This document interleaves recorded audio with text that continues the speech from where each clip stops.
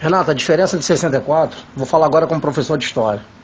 A diferença de 64 é o seguinte, que Lincoln Gordon, embaixador norte-americano, estava a serviço de John F. Kennedy, em 1959. Ele já tinha notificado os militares que Fulgêncio Batista, depois que Fidel deu golpe de Estado em Cuba, eram dois comunistas, Fulgêncio Batista e Fidel Castro. Aí começou a Revolução Cubana.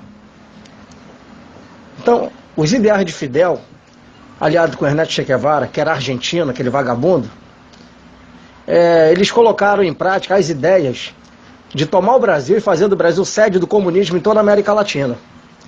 Então a CIA, através de Lincoln Gordon, já estava monitorando Cuba, Argentina, Colômbia, Venezuela e Bolívia. E a própria China. Na realidade, eles falam que a Guerra Fria começou na década de 80. Pelo contrário, a Guerra Fria já existia bem antes da questão aeroespacial. Na questão de Yuri Gagarin, não foi nem Gagarin, entendeu? O primeiro piloto que foi colocado no foguete que explodiu antes de subir foi Vladimir Komarov. Vladimir Komarov. Então, quer dizer, Lincoln Gordon já notificou para Kennedy que eles queriam fazer do Brasil sede do comunismo em toda a América Latina. Então isso estourou, foi na Guerra do Vietnã. Então os militares brasileiros não esperaram ter greve ali, greve aqui, greve acolá, não. Teve a marcha para a família com Deus, se unindo à igreja evangélica, à igreja católica, muitos chefes de família, muitas mulheres foram para as ruas pedindo intervenção militar. E outra coisa, Castelo não esperou passar 6 dias e 24 horas. Castelo tirou o pino da granada, meu chapa, e acendeu o estopim de pólvora e fechou o Congresso Federal por tempo indeterminado. E ele sancionou o ato institucional número 2. O que é o ato número 2? Ele acabou com eleições diretas, promovendo eleições indiretas, porque até naquela época, os chefes de Estado eram nomeados por ministro ou por administradores de casas civis. No regime militar, não. Quem elegeram administradores, diferentes. O ato número 2 resolve isso aí. E caçando políticos corruptos e comunistas.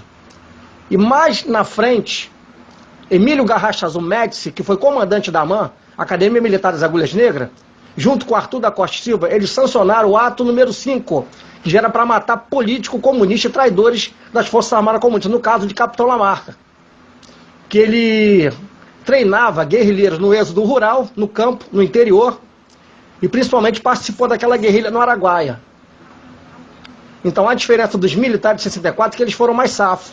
Agora de hoje, comprado pelo governo federal, Eduardo Vilas Boas, Nivaldo Rossato, da Força Aérea, Eduardo Barcelar Leal, da Marinha, ambos foram nomeados na gestão Dilma e Lula, indicados por Fernando Henrique.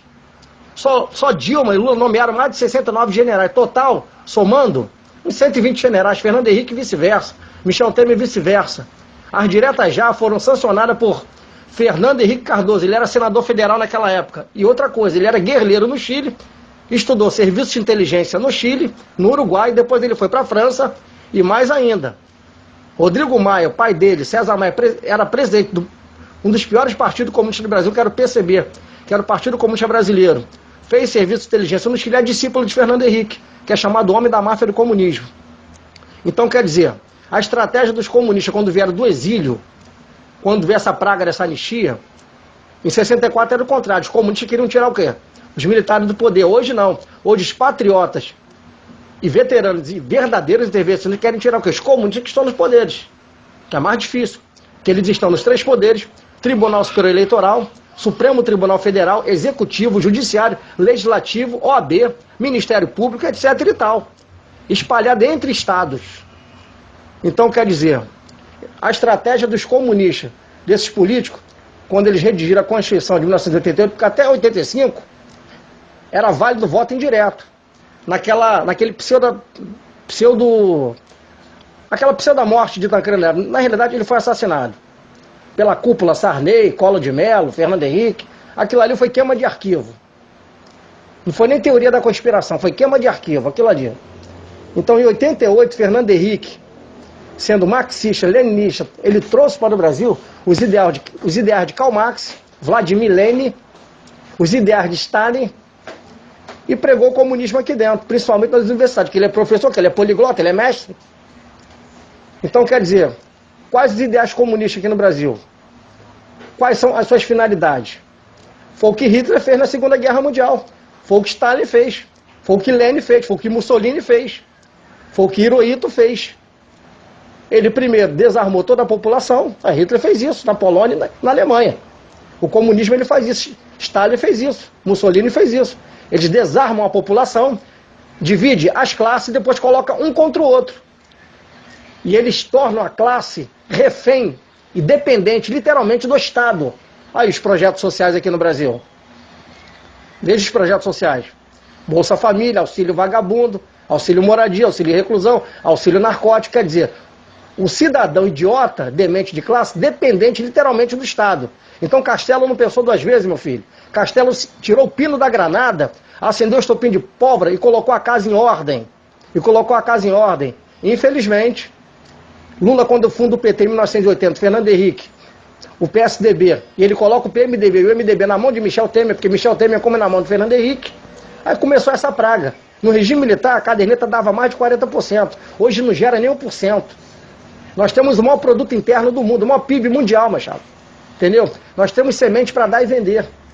Veja quanta roubalheira. E outra coisa, foi decretado também o holocausto financeiro, o caos econômico mundial. Quer dizer, o que está faltando agora? Eu torço para isso. Isso pode acontecer. Tudo pode acontecer de uma forma iminente. Os americanos colocarem tropa de Ciro, Ranger e Delta aqui dentro. E colocando as forças armadas desse governo maldito de saia justa. É isso que eu torço para acontecer. Entendeu?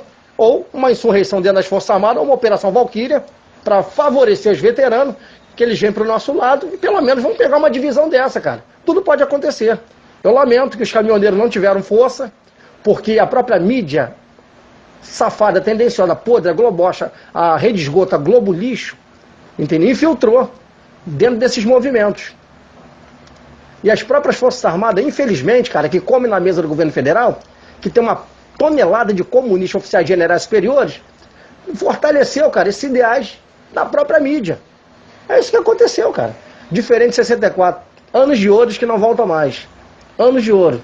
Interessante. 5 homens, saudoso Marechal Alberto de Alencar Castelo Branco, Emílio Garracha Azul Médici, Arthur da Costa e Silva, Ernesto Beckman Geisel, João Baptista Figueiredo e seus auxiliares de peso, General Newton Cruz, que ele já está com a idade bem avançada, e o saudoso exterminador de comunista, matador de político, Coronel Ustra.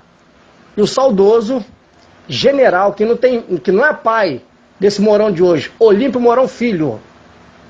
O pai desse Mourão de hoje é Antônio Mourão. Olímpio Mourão Filho, de 64, era general de exército. O maior cargo exercido pelo exército brasileiro. O pai desse Mourão era general de divisão, cargo abaixo de um general de exército. Selva de Sumas, campanha. Agora eu falei um pouquinho de história. Reconter.